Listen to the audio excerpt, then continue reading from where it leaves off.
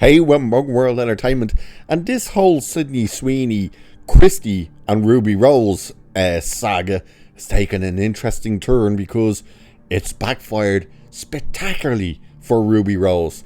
Not just is people just going after her saying like, what are you doing, what are you talking about, you're an idiot, you're a has-been, blah blah blah. Christy Martin herself, the woman who Sydney Sweeney plays in the boxing movie, has now come out herself and defended Sydney Sweeney. She is even now calling out Ruby Rose, who, if you remember, said, I was meant to play this character. It was going to be my role. And now the homophobic Sydney Sweeney stole it on me and destroyed the story. So, yeah, this thing has blown up in Ruby Rose's face and it's done her no favors whatsoever. But let's take a look at the article talking about this, and where we also see what Christy Martin says herself. So, the drama surrounding the Christy biopic escalated fast this week, and the person who finally stepped in to cool the temperature wasn't a Hollywood publicist or studio executive. It was Christy Martin herself, standing up for star Sydney Sweeney after she was attacked by Batwoman actress Ruby Rose. When the woman whose life story is at the center of the movie speaks up, everyone else tends to quiet down. So the situation has turned into one of the most talked about dust-ups of the week, putting Christy Martin, Sydney Sweeney and Ruby Rose at the center of a debate over casting, loyalty and the always unpredictable echo chamber of social media. The firestorm began when Ruby Rose took aim at Sweeney following the film's poor opening weekend. According to the New York Post, Christy earned $1.3 million across more than 2,000 screens, a performance that triggered a wave of commentary online. Now, the more than 2,000 screens, it only opened on 2,011 screens. That's it. So it's not like it got this massive opening weekend.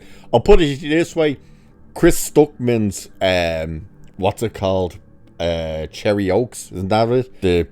Like a YouTuber, basically fan-made movie that opened on more screens than Christy did. That's right. A YouTuber's first movie that was funded by fans as well as one director was released on more screens. So let's put it into that type of context.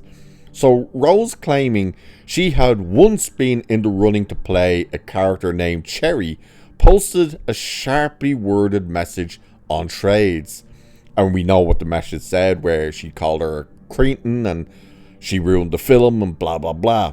And that Christy deserved better and yada yada. And of course, she then changed it to say she shouldn't have called her a cretin, she should have called her a psychopath. So that is what she was calling her out for. And by the way, if you go and look at her message and then look at the responses, it wasn't people coming to Ruby Rose's defense and saying, you're absolutely right, Sydney Sweeney destroyed us, but it was all, wow, who are you again? And stuff like that. They are just calling her out. And even some people have brought up the thing I brought up, which was the Alphabet Mafia even went after Ruby Rose herself when she got cast as Batwoman because she wasn't gay enough.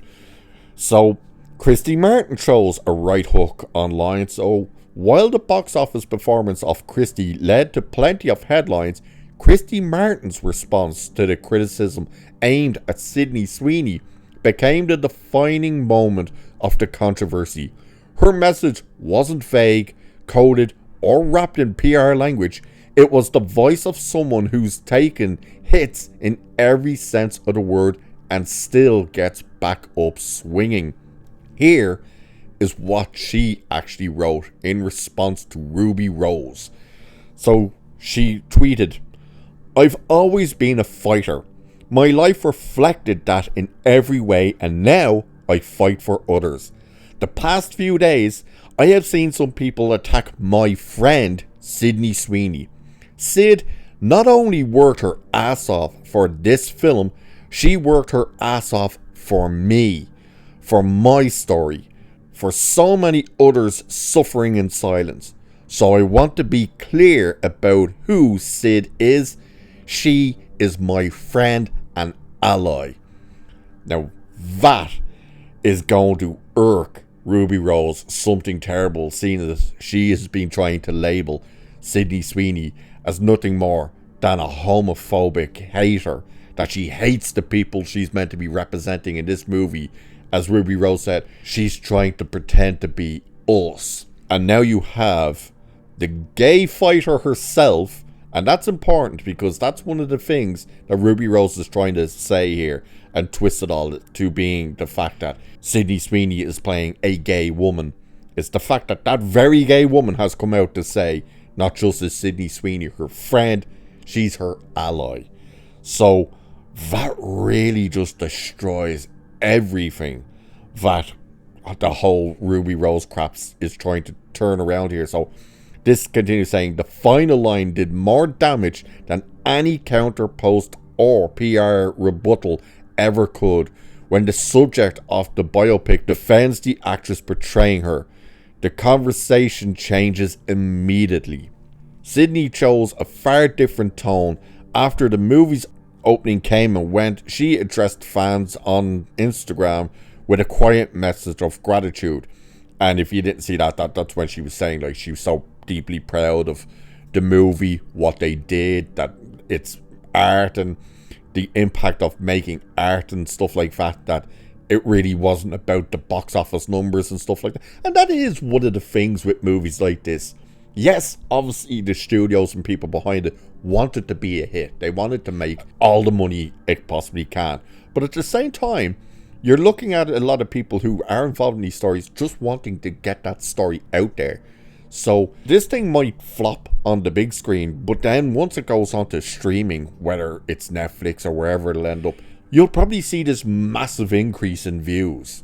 Now, obviously, that's not going to earn it money, but even though a lot of people will try and twist it that way, just look at Superman and stuff where, oh, it's earning so much money now because streaming. It's like, how's it earning money on a streaming service that owns the movie? It doesn't. But people do go in to make the movies just to tell the story, not to go, right, we need this to make $1 billion.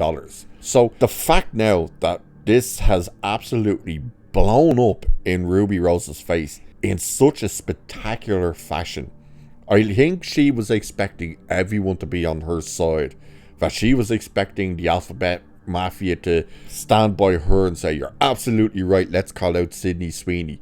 I think she was expecting normal moviegoers to be on her side, the so-called allies to be on her side, and possibly even Christy Martin herself to be on her side. Not taking into account that it's a movie that Christy Martin was a part of. She was there, she was side by side with Sydney Sweeney, obviously telling her life and stuff, not realising that she would have been quite happy for Sydney Sweeney to represent her.